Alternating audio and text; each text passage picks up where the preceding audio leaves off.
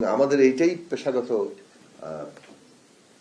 কর্তব্য হিসেবে থাকে, এইটা আমাদের দাঁড় করানো দরকার। জুলাইয়ের স্বীকৃতির জায়গাগুলো প্রত্যেকটা মানুষকে যেভাবে দরকার, জুলাই আসলে মূলত জনগণের উত্থান। এমন কোন স্তরের মানুষ নাই যে জুলাই এসে যুক্ত হন নাই এবং জীবন দেন নাই।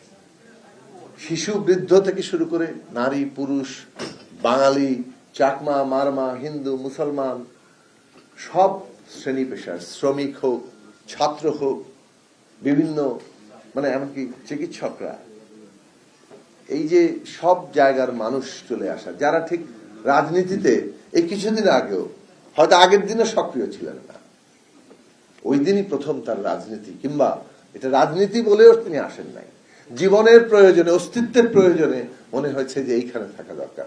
কত তরুণরা চিঠি লিখেছে পিতামাতাকে যে আর থাকতে পারছি না।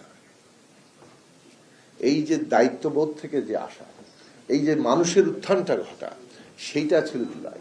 তার প্রেক্ষাপট আছে, রাজনৈতিক দীর্ঘ সংগ্রাম এই জমিন তৈরি করেছে, ছাত্রদের আন্দোলন, তাদের উপর গুলি, এটা এক সুতায় গেঁথে দিয়েছে, কিন্তু শেষ পর্যন্ত কিন্তু মানুষের উত্থানটা ঘটেছে।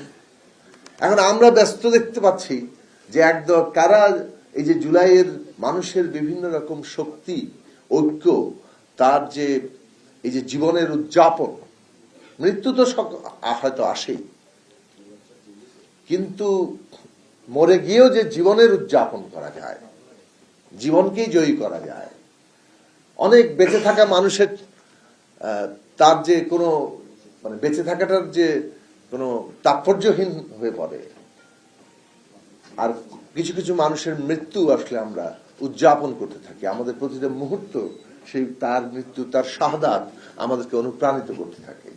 এই জায়গাটা খুব গুরুত্বপূর্ণ জায়গা। সমষ্টিগত স্বার্থে একটা মানুষ তার সমষ্টির স্বার্থে যখন জীবন উৎসর্গ করার মতো জায়গা থাকে, এর চেয়ে মহত্তম কাজ তার কিছু হতে পারে না। এই মহত্তম কাজই সমাজের অগ্রগতির আশা এবং প্রেরণা বাঁচিয়ে রাখে।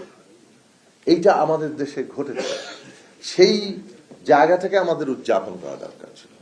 কিন্তু আমরা দেখতে পাচ্ছি, এবং যেটা দরকার আছে, যে এই যে মানুষ যে আকাঙ্ক্ষা নিয়ে এসছেন এবং জীবনটা দিয়েছেন, কিংবা চোখ হারিয়ে, কিংবা নিজের দেহের বিরাট অংশ পঙ্গুত্ব বরণ করে অবিশ্বাস্য এবং অসহনীয় দুর্দশার মধ্যে দিয়ে এখনো জীবন যাপন করছেন, তাদের আকাঙ্ক্ষাটা আমাদের বাস্তবায়ন করা দরকার, তাদের সম্মিলিত আকাঙ্ক্ষা উপলব্ধি করা দরকার। কিন্তু আমরা জুলাইয়ের কৃতিত্ব নিয়ে অনেক বেশি প্রতিযোগিতা দেখতে পাচ্ছি। আমরা একটা জিনিস বলতে পারি, বর্তমান সরকারে মাননীয় প্রধানমন্ত্রী জনাব তারেক রহমান, তিনি জুলাইয়ের কৃতিত্ব নিয়ে প্রতিযোগিতা করছেন না। জুলাইয়ের কৃতিত্ব, জুলাই যে জনগণের, এইটা সরকারের নীতি ঘোষণা করেছে। বরং আমাদের কর্তব্য হচ্ছে জুলাইয়ের মানুষের আকাঙ্ক্ষা বাস্তবায়ন করা, সেইটার দিক থেকে যতটুকু সামর্থ্য আছে সবটা উজাড় করে দিয়ে চেষ্টা করা দরকার। চিকিৎসকরা যে আজকে স্বীকৃতি পেলেন না, এবং এটা আমাদের বলতে হচ্ছে এখানে, সে চিকিৎসকদের জুলাই অবদানের স্বীকৃতি দিতে হবে, খুবই দুর্ভাগ্যজনক লাগে। অথচ ওই পুরো আন্দোলনের সময় একদিকে যোদ্ধা রাস্তায় যুদ্ধ করছেন, আরেকদিকে সে এসে চিকিৎসা নিচ্ছেন। এটা দুইটাই তো ফ্রন্ট ছিল আসলে, কারণ প্রত্যেকটা মানুষ ওখানে গেছেন, হাজার হাজার লোক কোন না কোনো ফর্মে, যে রাস্তা একবার গেছে একেবারে সামান্য কিছু আহত না হয়ে ফেরে নাই, এবং প্রত্যেকটা মানুষকে চিকিৎসা নিতে হয়েছে, এবং তার পেছনের সৈনিকেরা যারা চিকিৎসা দিয়েছেন তারা কিন্তু সেখানে উপস্থিত আছে। তাদেরকে আজকে স্বীকৃতির জায়গা দিতে সভা করে বলতে হচ্ছে, সেটা অত্যন্ত দুঃখজনক।